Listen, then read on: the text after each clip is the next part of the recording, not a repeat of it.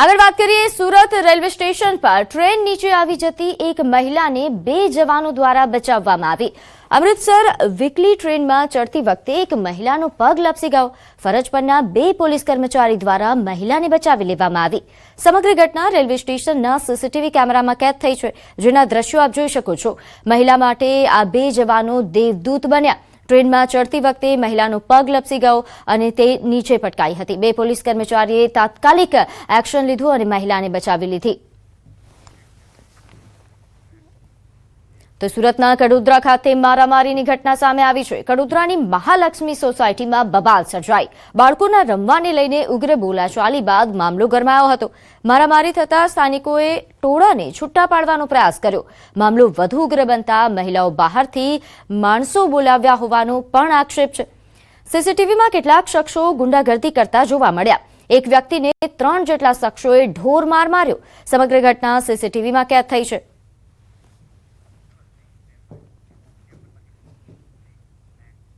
તો હવે વાત કરીએ માવઠાની।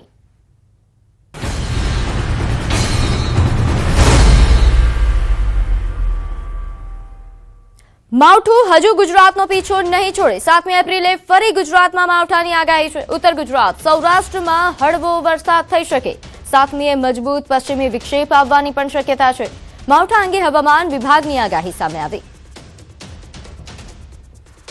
તો માવઠા અંગે હવામાન વિભાગ દ્વારા જે પ્રમાણે આગાહી કરવામાં આવી છે તે પ્રમાણે હવે ખેડૂતોએ સાવધાન રહેવાની જરૂર છે, કારણ કે 7મી એપ્રિલે ફરી ગુજરાતમાં માવઠાની આગાહી છે।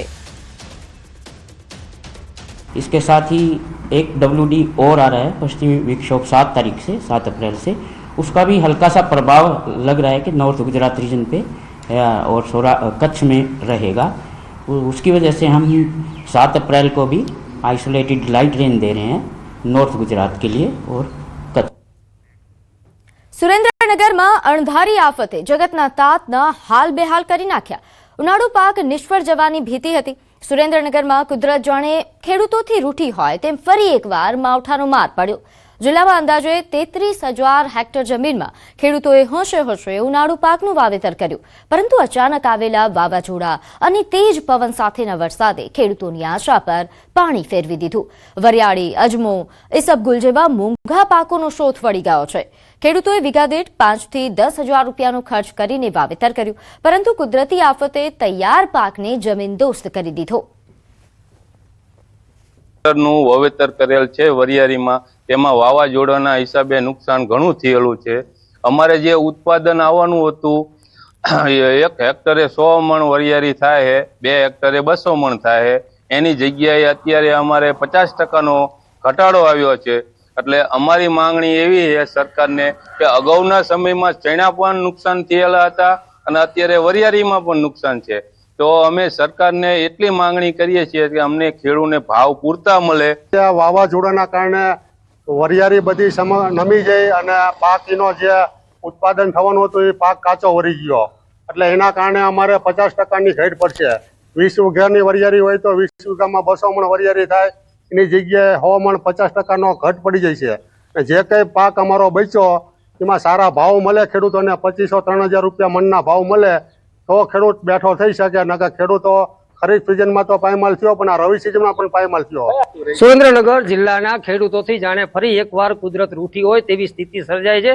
શિયાળુ પાકના વાવેતરમાં માવઠાના મારથી જગતનો તાત માંડ બેઠો થવાનો પ્રયાસ કરી રહ્યો હતો અને ઉનાળુ વાવેતર છે મોટા પ્રમાણમાં કરવામાં આવ્યું હતું, જેમાં ખાસ કરીને વરિયાળી સહિતના જે પાક છે એનું કુલ અંદાજિત જે વાવેતર છે 33,000 હેક્ટર કરતા વધુ જમીનમાં આ વાવેતર કરવામાં આવ્યું હતું। પરંતુ તાજેતરમાં જે કમોસમી વરસાદ અને વાવાઝોડું આવ્યું છે તેમાં વાવાઝોડાના કારણે ખાસ કરીને વરિયાળી અને અજમાનો જે પાક છે એનો સંપૂર્ણપણે છે એ શોથ વળી ગયો છે। વરિયાળીનો પાક આડો પડી જતા ઉત્પાદનમાં ખેડૂતોને અંદાજે 50%થી જે છે વધારે ઘટાડો નોંધાય તેવી શક્યતા છે। ત્યારે ફરી એકવાર જગતનો તાત છે કુદરત સામે લાચાર બની ગયો હોય તેવી સ્થિતિ સર્જાય છે। અક્ષય જોશી, ન્યૂઝ 18 ગુજરાતી, સુરેન્દ્રનગર। એક તરફ જ્યાં જૂનાગઢ માર્કેટિંગ યાર્ડમાં ધાણા, તુવેર અને ઘઉં તેમજ જણસીની મબલક આવક થઈ રહી છે, તો બીજી તરફ માવઠાની આગાહીના પગલે લૂઝ આવક બંધ કરવામાં આવી છે। ખેડૂતોને તમામ જણસી વ્યવસ્થિત સલામતી રીતે લાવવાની અપીલ કરાઈ છે। સંભવિત વરસાદને ધ્યાનમાં રાખીને માર્કેટિંગ યાર્ડ તંત્ર હરકતમાં આવ્યું છે અને ખેડૂતોના માલને નુકસાન ન થાય તે માટે મહત્વપૂર્ણ નિર્ણય લેવામાં આવ્યો છે. હાલ માટે લૂઝ એટલે કે ખુલ્લી આવક પર પ્રતિબંધ મૂકવામાં આવ્યો છે અને ખેડૂતોની સૂચના આપવામાં આવી છે કે તેઓ પોતાનો પાક કટ્ટા અથવા તો ગુણીમાં ભરીને જ યાર્ડમાં લાવે. જોકે માવઠાની આગાહીના કારણે ખેડૂતોની ચિંતા યથાવત છે. ઘણા ખેડૂતોનો પાક હજુ ખેતરમાં જ પડ્યો છે અને અચાનક વરસાદ કે વાવાઝોડું આવે તો ભારે નુકસાન થવાની શક્યતા છે. ખાસ કરીને કાચા મકાનમાં રહેતા ખેડૂતો માટે આ પરિસ્થિતિ વધુ પડકારજનક બની શકે છે. આમ એક તરફ જૂનાગઢ માર્કેટિંગ યાર્ડમાં જણસીની સારા ભાવ અને સગવડોના કારણે ખેડૂતોને રાહત મળી રહી છે.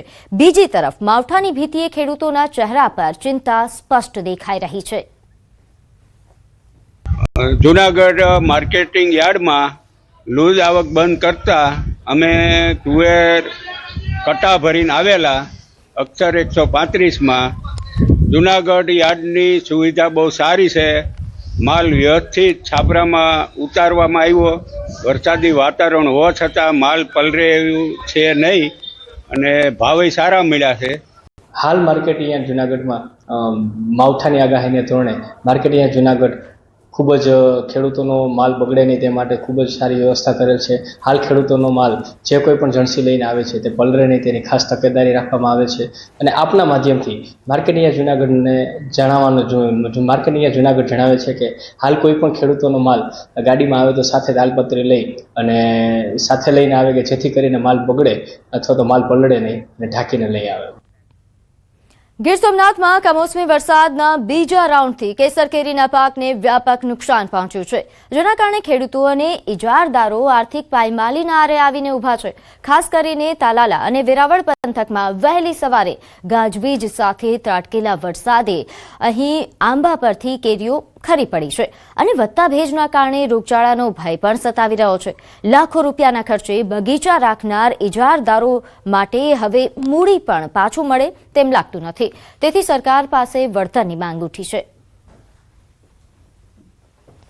પણ સવારે વરસાદ આવવાના કારણે હું મજૂરો લઈને કેરી વેડવા માટે આવ્યો હતો, પણ આ સવારના પોરમાં વરસાદ આવ્યો, એની સાથે પવન આવ્યો.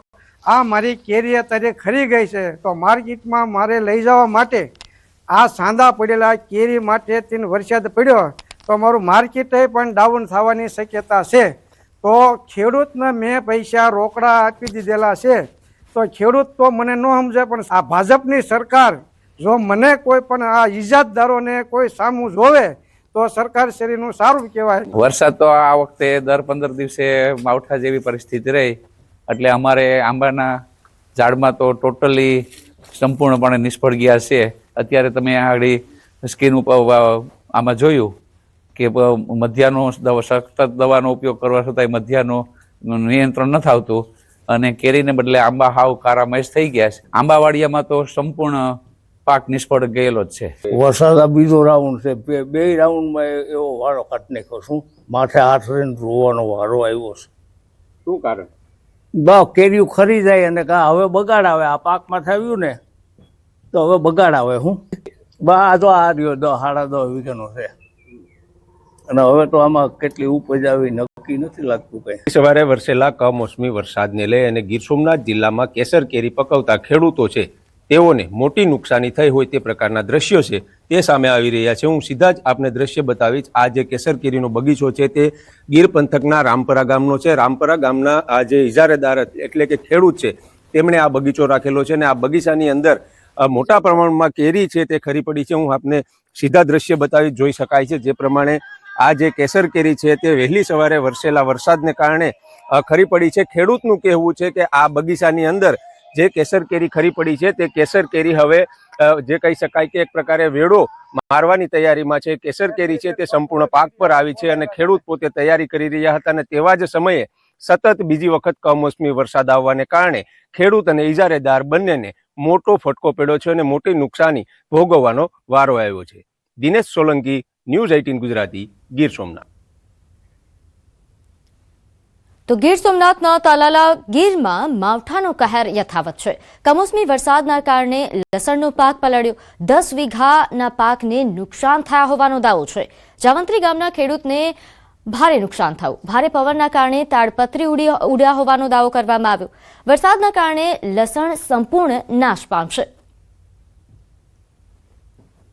ફરી એક વખત ગીર સોમનાથ જિલ્લાની અંદર વરસેલા કમોસમી વરસાદે તારાજી સર્જી છે અને ખેડૂતોને મોંમાં આવેલો કોળિયો છીનવાઈ ગયો હોય તે પ્રકારના દ્રશ્યો છે તે પણ સામે આવી રહ્યા છે. હું સીધા આપને દ્રશ્ય બતાવીશ કે આ જે ખેડૂતનો પાક છે કે જે અડદ અને મગનું વાવેતર કર્યું હોય તેમના ઉપર કમોસમી વરસાદ પડવાને કારણે હવે આ અડદ મગ છે તેમના રોગ જીવાતો આવવાનો ડર છે. તો સાથે સાથે એક આશ્ચર્યચકિત કરી શકે તેવા દ્રશ્યો પણ સામે આવી રહ્યા છે, કારણ કે ગીર પંથકની અંદર બહુ ઓછા ભાગે ખેડૂતો છે તે લસણનું પાકનું વાવેતર કરતા હોય છે, પરંતુ આ ગીર પંથકનું આ જાવંત્રી અને પાણીકોઠા ગામ છે ને અહીંયા ખાતે ખેડૂતે 10 વીઘાના જે પાક છે તેમનું વાવેતર કર્યું હતું, લસણના પાકનું વાવેતર કર્યું હતું, પરંતુ આ લસણના પાક છે તે હાલ કમોસમી વરસાદ જે વહેલી સવારે ગીર પંથકની અંદર વરસ્યો હતો અને તેમની અંદર આ સંપૂર્ણ પાક છે તે નાશ પામ્યો છે. જોઈ શકાય છે આ પાકની અંદર જે કમોસમી વરસાદ વરસ્યો છે, અચાનક આવેલો જે કમોસમી વરસાદે છે એ ખેડૂતની કમર તોડી નાખી છે. ત્યારે આપણી સાથે ખેડૂત છે તેઓની સાથે વાત કરીશું કે અંદાજે કેટલું નુકસાન છે, કેટલા વીઘાનો પાક હતો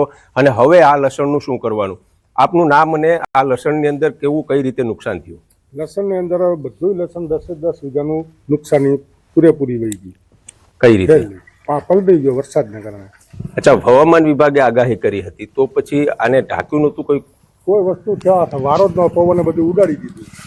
આ પેલું હતું ઉડી ગયું, પવન પેલા આવ્યો ને પછી વરસાદ આવ્યો. કેટલા વાગે વરસાદ હતો, કેવું હતું વરસાદ? 4 વાગે પવન બહુ આવ્યો ને 4 પછી વરસાદ આવ્યો. હવે આ પાણીમાં પલળી ગયું છે તો આમાં કઈ રીતે કેટલું નુકસાન છે? નુકસાન આમાં 80% 70% નુકસાન થશે. 70-80% નુકસાની લસણ બધું ફેલ થાય. તો આ હતા ખેડૂત અને તેઓનું કહેવું છે કે 70-80% લસણનો પાક છે તે સંપૂર્ણપણે નાશ પામશે, કારણ કે મોડી રાત્રે એટલે કે વહેલી સવારે જે 4 વાગે ભારે પવન અને વરસાદ વરસ્યો છે તેમને કારણે જે તેઓએ તાલપત્રીથી ઢાંકેલું હતું તે પણ સંપૂર્ણ ઉડી ગયું અને ત્યારબાદ જે વરસાદ પડ્યો અને વરસાદના કારણે આ લસણનો પાક છે તે હવે સંપૂર્ણ ફેલ જશે. દિનેશ સોલંકી, ન્યૂઝ 18 ગુજરાતી, ગીર સોમનાથ.